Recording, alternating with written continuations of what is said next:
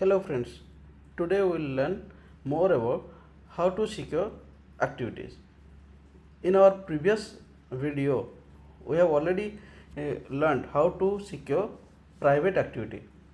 Today we will learn how to secure public activity, partner activity and in-house activity. So let's first understand the public activities.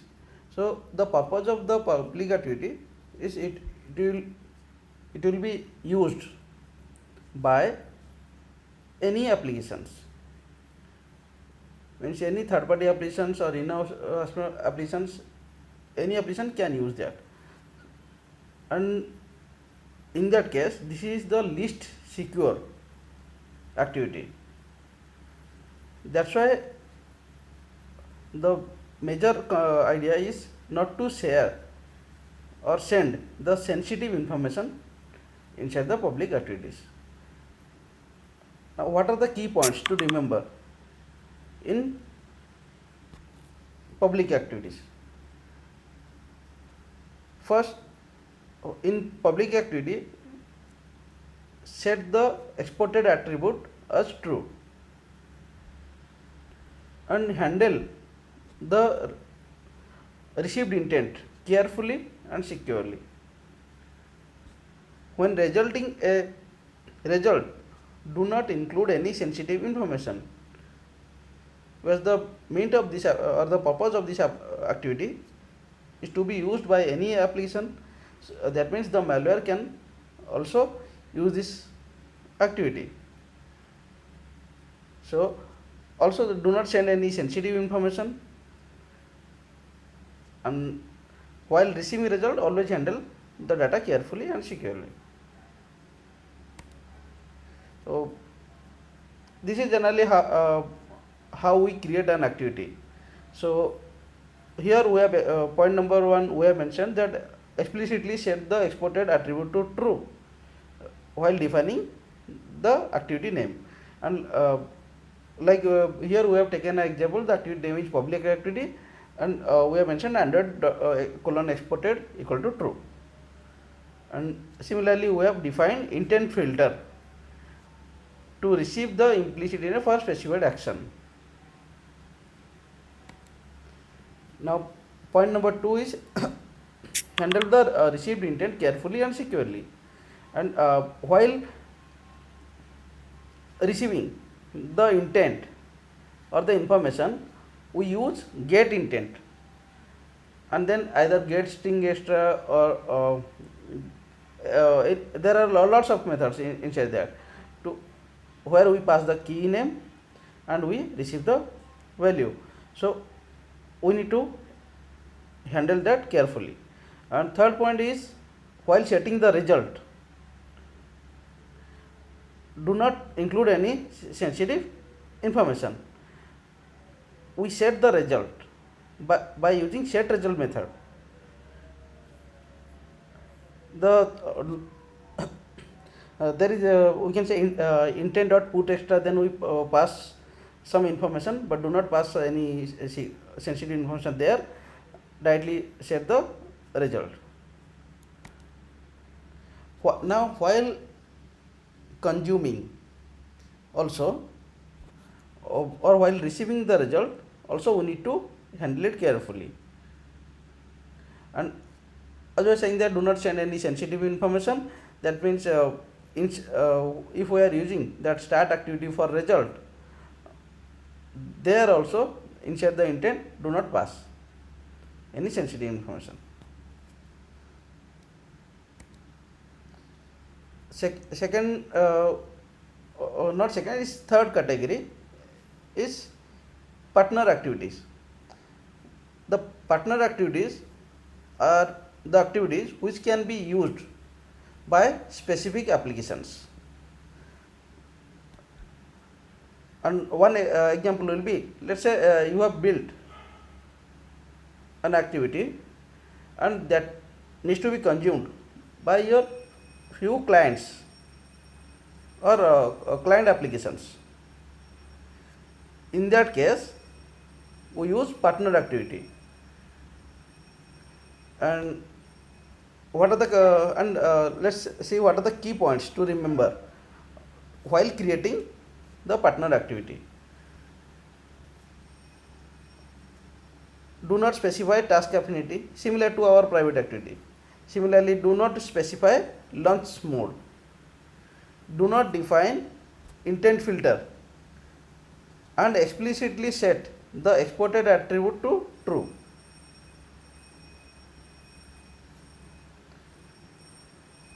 Verify the requesting application through a predefined whitelist procedure. That thing we will learn how to verify the certificate. Handle the received intent carefully and securely. Only return information that is granted to be disclosed. That means it's not. In case of private activity, we can send the sensitive information. In case of public activity, we should not send any sensitive information. But in case of partner activity, only the disclosed information is to be sent. Now, while receiving, while using that partner activity, we need to verify the certificate if that is whitelisted.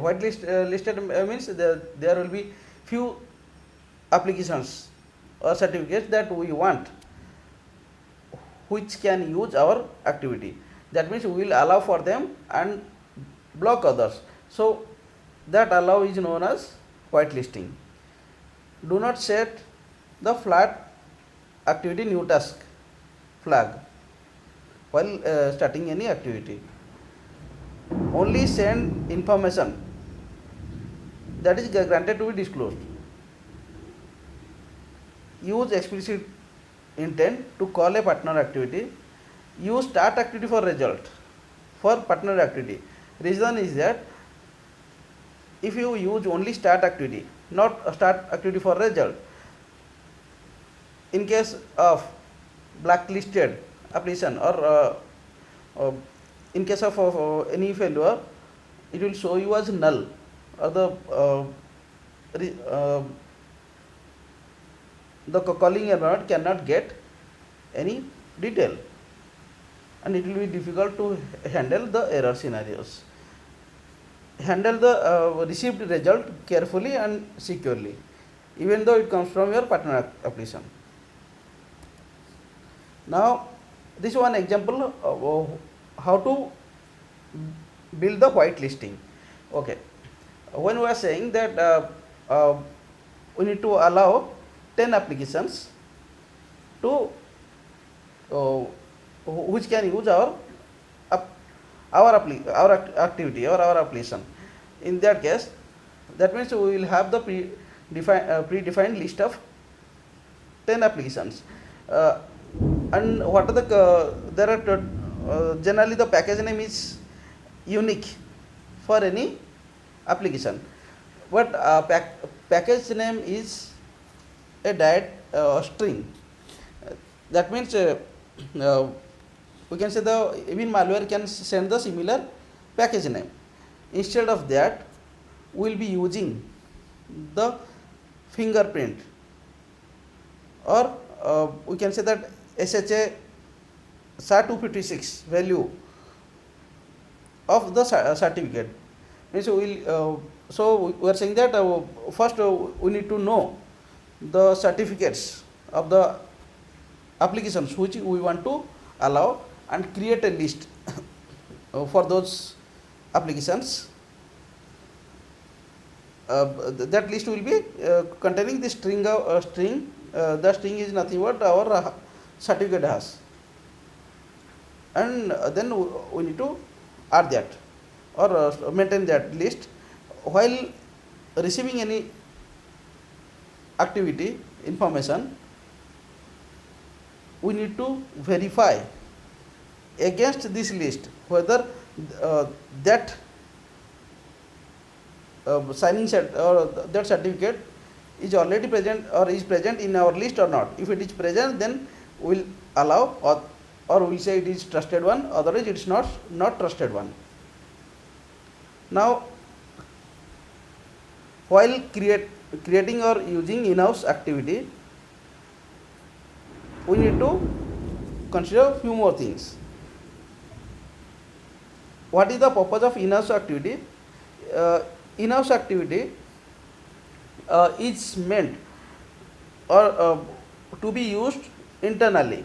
That means by the same organization, or in that case the signing certificate can be same. So one is while creating any in-house activity, define in-house signature permission. Do not specify task affinity, do not specify launch mode, and require the in-house signature permission. Similarly, do not define intent filter and explicitly set the exported attribute to true. Verify the in-house signature permission like we used to do for the previous one, that is partner activity. But here we know the signing certificate, because the signing certificate needs to be same. Then similarly, like handle the receiving intent carefully. Sensitive information can be sent because it is in-house application.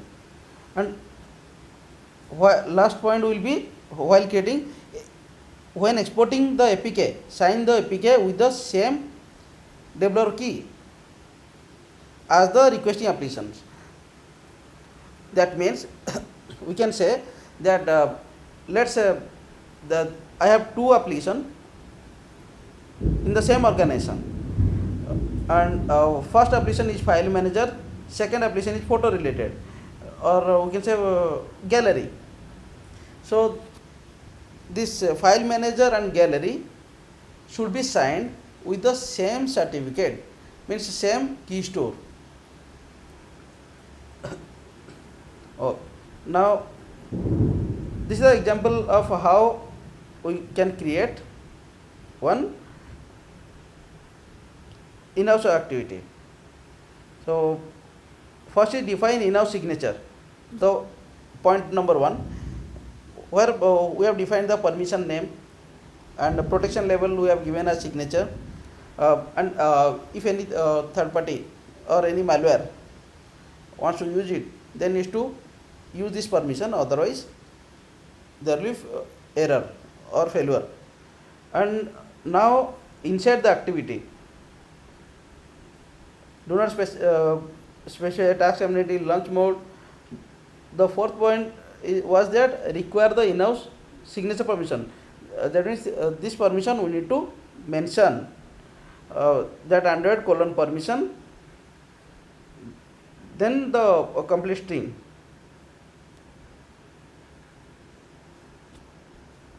And mention that Android exported as true. Points to remember while using in-house activity. Declare that you want to use the in-house signature permission. That means that we mentioned the permission, or specifically we define the permission and mention in that activity that is required. And verify whether the in-house signature permission is defined by your in-house application or not. So similarly, verify the source or origin of the request.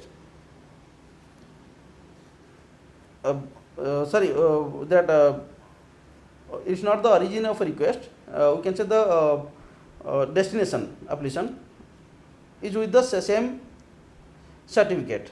That means both parties should have the same certificate. Similarly, sensitive information can be sent. Use explicit intent. Handle the received data carefully and securely. And when exporting, we need use the same developer key. These are the key points to remember while using the inner activity. And one thing is that how we can verify the certificate. In case of partner activity, we have to list down all certificates or the SHA 256 or hash value of all the certificates we have to specify. But here, as it is in-house, the calling environment has some certificate, and that needs to be verified against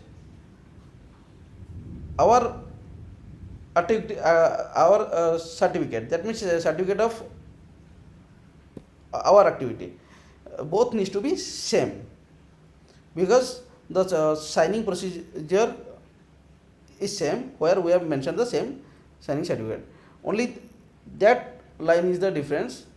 Otherwise, the rest process is same. Thank you.